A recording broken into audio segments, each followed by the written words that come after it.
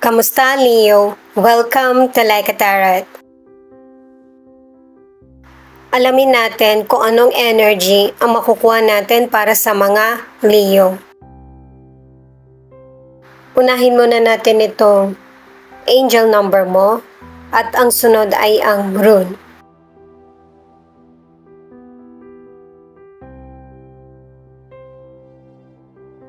Five, 5. You are the one who is going to bring wealth into your family.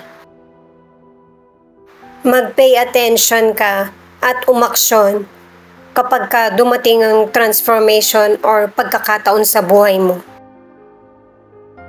Itong sinuunang letra naman ang alamin natin, itong rune, kung ano ang message sa iyo. Itong Raido ay binibigyan ka ng advice na mas maigi na kapag meron kang problem, merong pumapagitna. Hindi pwedeng ikaw lang at yung person ang mag-aayos nito. Para mapaira lang fairness, magamit mo ang kaalaman mo at abilidad para sa solusyon. Kumukonekta itong isang rune na ito na answers na kailangan talaga ng communication at saka yung magkaroon ka ng advice mula sa kapwa mo. Para alam mo kung paano mo i-handle yung mga tricky na situation or problem. At saka itong dalawang bato na ito ang nagsasabi na may mga blessings, reward na makakamit ka, maliit man ito or malaki. Halimbawa, yung makakapasa ka sa in-applyan mong trabaho or makakapasa ka sa test kung estudyante ka man. Kung meron kang mga sisimulan, may magandang bunga ito or dulot sa buhay mo. Kaya nangyayari ito dahil sa effort mo. Paalala para sa mga bagong viewers na ang reading na ito ay timeless reading. General reading, ano man ang edad mo or gender mo, kunin mo lang kung ano yung akma sa sitwasyon mo. At saka ikaw na rin magpalit kung si person mo ba ito or ikaw. At ito ang start ng 1 week reading mo. The Sun, the Lovers, 3 of Wands. Napaka-positive na mga cards na ito kasi bukod sa success na nakakamit mo, ay mas lalo ka pang nagiging confident sa mga desisyon mo patungkol man ito sa career, sa negosyo, or sa mga bagay na gusto mo, or love.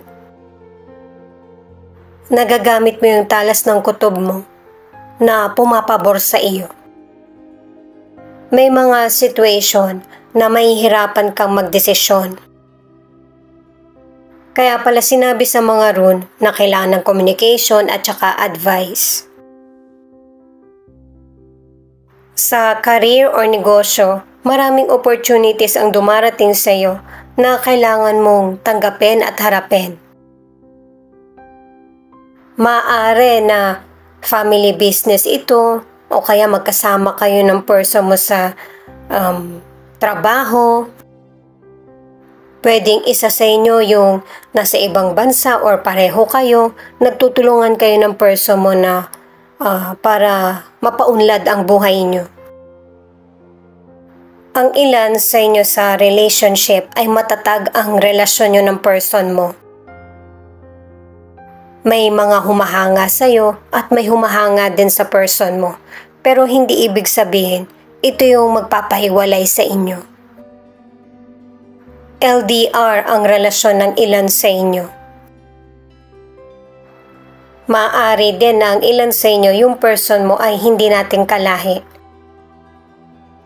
Mas lalo pang nagkakaroon ng development at growth ang relasyon nyo ng person mo. At saka alam mo na kung ano yung direksyon or desisyon na gagawin mo para sa career, sa negosyo, or sa love. At katulad ng sinabi sa angel number mo na 555, itong Ace of Pentacles ang nagsasabi na ikaw talaga yung magdadala ng kasaganaan sa pamilya mo. May ilan kasi sa inyo na magiging maganda yung trabaho mo or magiging maganda yung takbo ng negosyo mo. Ang iba naman ay nakapag-asawa ka ng ibang lahi. Ang iba naman ay yung trabaho na nahanap mo nasa ibang bansa at ito yung naging malaking tulong sa pamilya mo. Matagal mong makakamit yung tagumpay, iingatan mo ito. Ang ilang single, meron kang potential person na nagugustuhan pero mas masaya ka na single ka lang. Kasi ngayon mo palang nai-enjoy yung mga pinaghirapan mo. Or pagtitiis na hindi mo muna makain yung ganito, hindi mo muna mabili yung ganito. Pero pinapakita sa cards na may ilan sa inyo na in love ka. Hindi mo nga lang sinasabi. Maybe dahil sa meron ng ibang karelasyon yung person or hindi maganda yung timing. Knight of Pentacles in reverse, the Magician, Three of Pentacles. Sa mga cards na ito ay pinapakita na merong tensyon na nagaganap. Pero alam naman ng universe na kaya mo tong kaharapin. Kasi nasa iyo na yung resources at saka may mga na-experience ka na nauulit na lang. Na pwede mo pa rin magamit yung dati mong nagawang solusyon sa problem. Yung pakikinig, pagiging kalma, at communication. Ito kasi yung tanging paraan na para makabuild ka ng solid na foundation para sa progress at tagumpay. Makikita mo naman sa cards na pumapabor sa iyo yung kapalaran. Naka-4 na cards ka na para sa solution, transformation at success.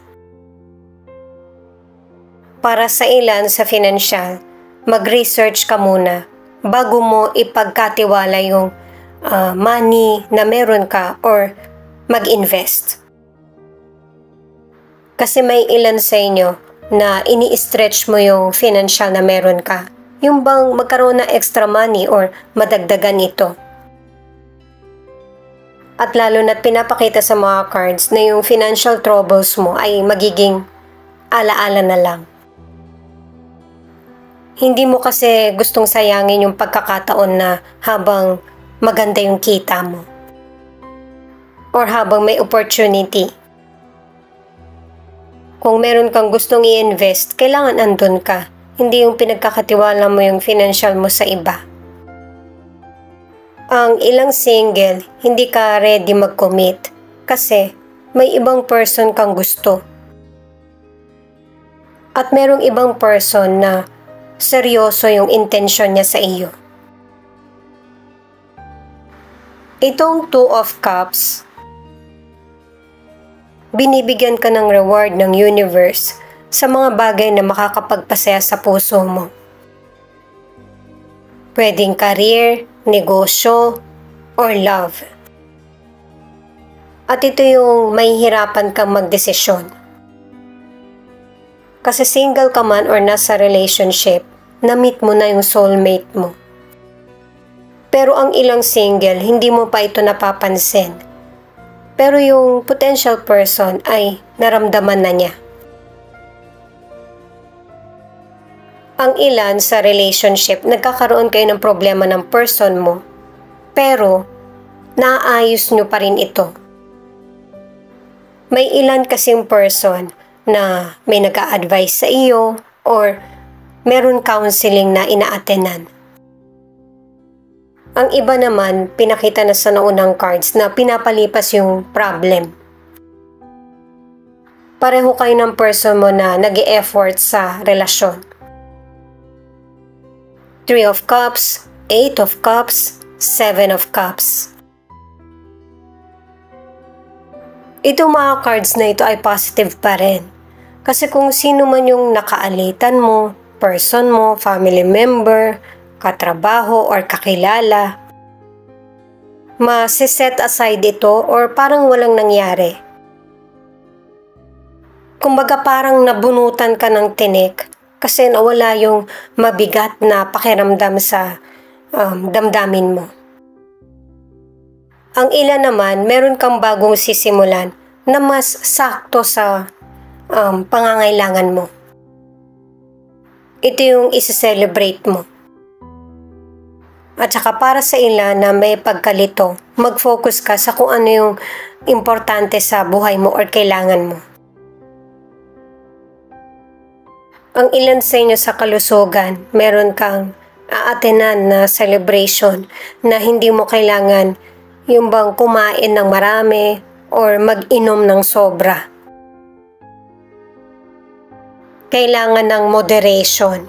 At saka para sa ilan, para mag-improve ang health mo, huwag mag-isip ng negatibo kasi ito yung nagiging dahilan para tumamlay ka or feeling mo may sakit ka.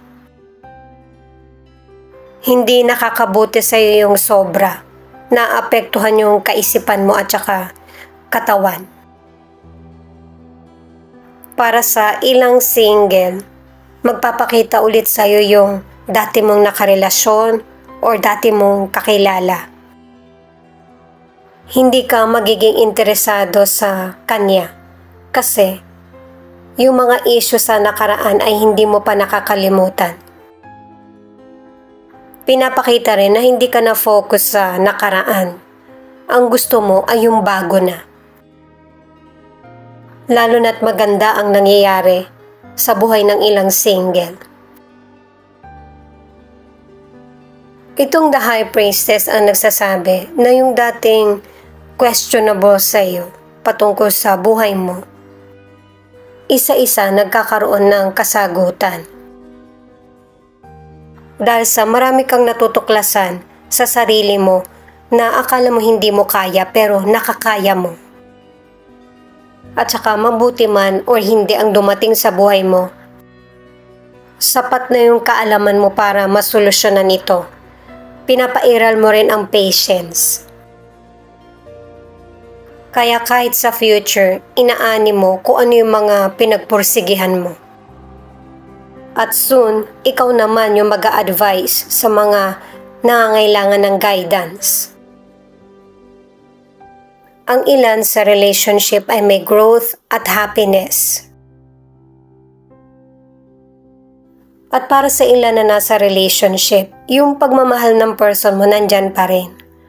Yun nga lang, yung bang nagiging boring o kaya yung nagsasawa. Dumarating talaga ito sa bawat relasyon. Kailangan yung mag-usap ng person mo na para malaman nyo kung ano yung kailangan nyo sa relasyon. Kung ano ba yung magpapasaya.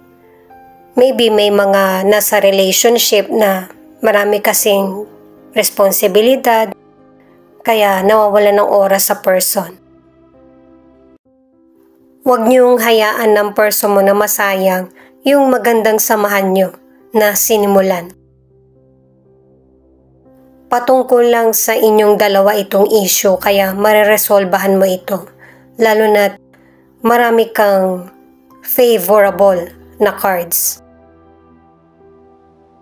Ito naman yung feelings ng person mo na pwede rin ipakita kung ano yung feelings mo.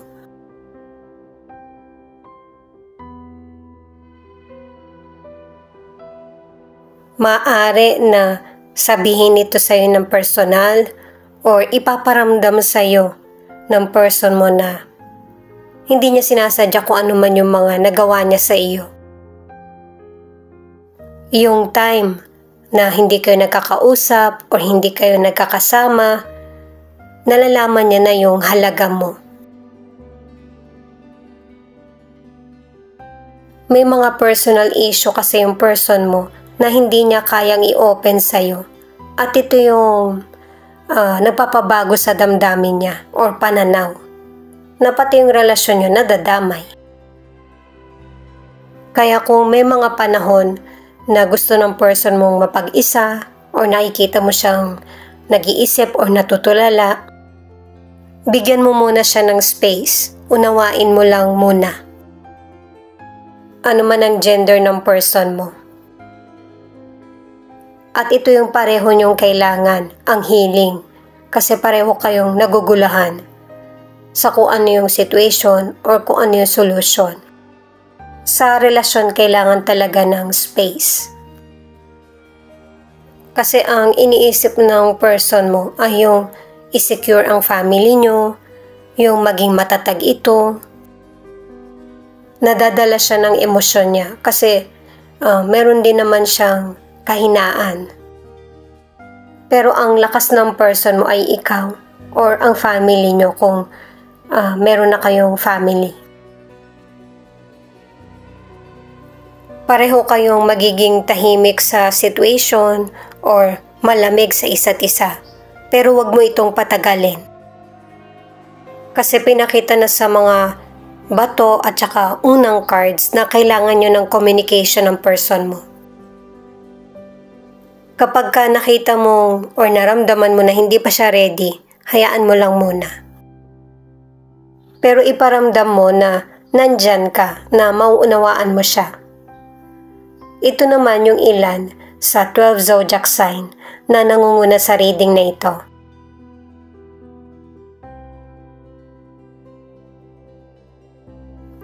Taurus, Capricorn, Scorpio. Thank you nga pala sa mga nag-like, share, comment, and subscribe. Ingat po kayo palagi saan man kayo naroon. Pakiclick na rin ang notification bell para updated ka sa Laika Tarot Readings.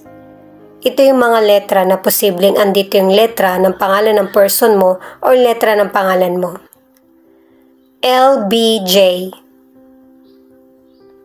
X, V, I, M, G, T, R.